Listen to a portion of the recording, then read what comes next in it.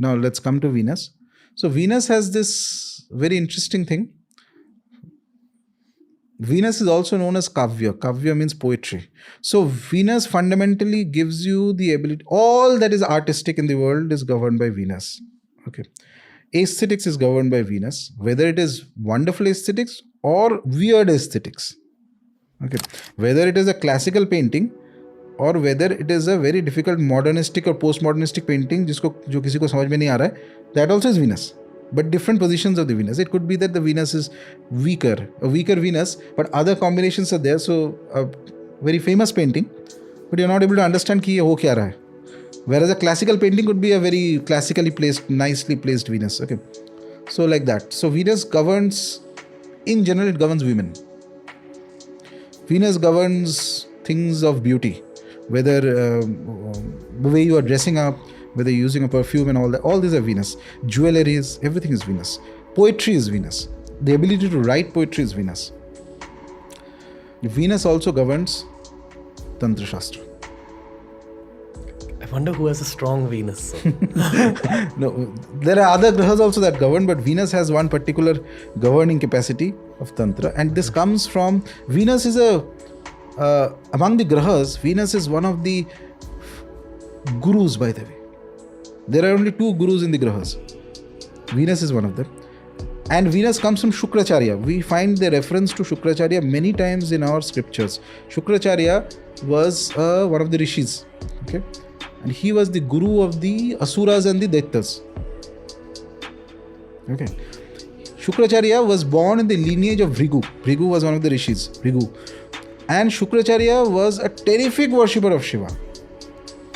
It is Shukracharya who gave us the Mrityunjaya mantra.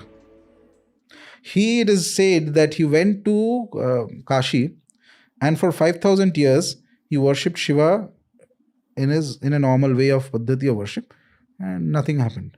Then he said, I'll do severe austerities. For 1,000 years he worshipped Shiva, but making sure that he only consumes the smoke from burned grains, nothing else, only smoke in your eyes, continuously for 1,000 years while chanting the mantra of Shiva, Sasic mantra. After 1,000 years, they say that there's an anecdotal story. The other grahas and the other gods, the gods came to see, okay, how is he able to do this much amount of sadhana? How is he able to do this much amount? So gods came and they were like, but they themselves cannot do this much, what Shukra is doing. Just inhaling smoke. Can you imagine, man? His almost eyes are blind kind of with smoke and all that. And he's continuously worshipping. After 1,000 years, they tell Shiva that please give him whatever he wants. Stop this. Because if he keeps doing that, he alone will control everything. Shiva appears before him and tells him, I'll teach you one thing. I'll teach you the Mrita Sanjeevani Vidya. How to bring the dead back to life. Something that no one else has got. He gives him that. Shukra uses that then to revive the Asuras during the battle. Okay. So he is able to bring back all the divine beings and all that. So then the Pramathas or the Shivaganas, they come to Shiva and say that he's reviving all the Asuras back. All the wounds are going and there again. So how will we defeat them ever? Then Shiva tells Nandi, who is Shiva's greatest bhakta, does that go and catch him and bring him here. Okay. So he gets Shukra back. Shiva digests Shukra, takes him inside his body, eats. Inside the body of Shiva, he's seeing that all the 14 lokas are there, universes is there, everything is there. Gods are there, asuras are there. Whatever is happening outside, everything is inside his body only. Okay. And in this, he's not able to come out of that state. Because they say that I think for hundreds of years he stayed inside the body of Shiva. Okay. And the asuras obviously became weaker because he was not using the vidya to revive them anymore. So the gods started winning. After that, finding no other excuse, no other way out, he was able to come out from the sexual organ of Shiva.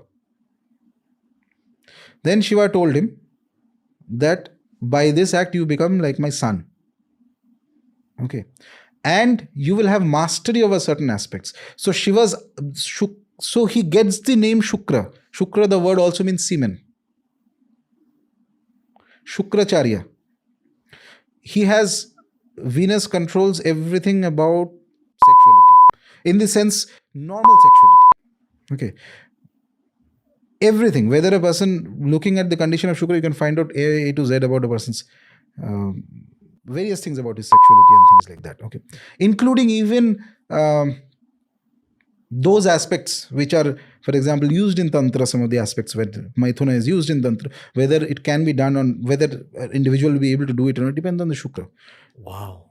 Okay. Shukra knows the Vidya to revive somebody. If Shukra is strong in a person, certain things, there are practices they can do by which, even if they may be aging, they still look young. It is the capacity of Shukra to give you that. Shukra is fundamentally passion. See, Moon and Shukra, both are likeness, but there is a difference. Both are feminine grahas, but there is a difference.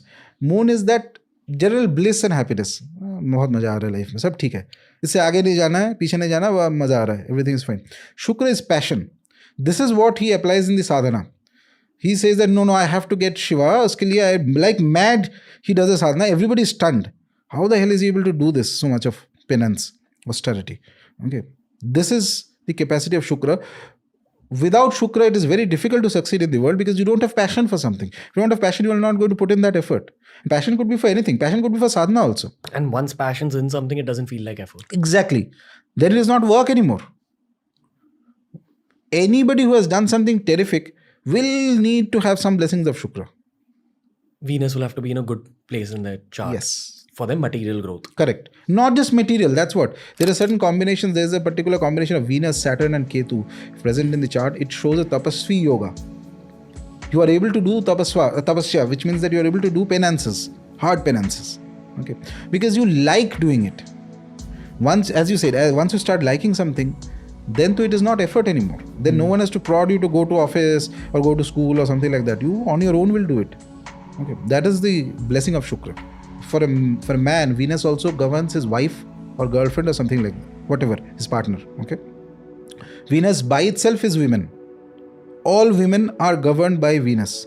In fact, by looking at the position of Venus, you can make out even that what are the physical features and various other things. Really? A lot of things. Okay. So not just Venus, other grahas are there, but Venus is a key component of it. So Venus connects to Lakshmi, Mahalakshmi. And also among the Mahavidyas, Venus connects to Kamalatmika as a Mahavidya. Okay, that's the tantric form of Lakshmi. But again, a graha is never alone. So once it has influence of other grahas, its character and behavior changes. Venus, by the way, also controls things like films and all that. You can never be famous as a film actor or somebody who's well known until your Venus is well placed and connected to certain places in the horoscope. Okay.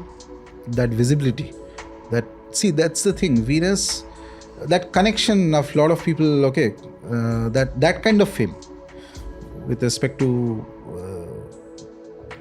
films and things like that, all are somehow governed by Venus. One of the artistic fields, media, for example, also Venus.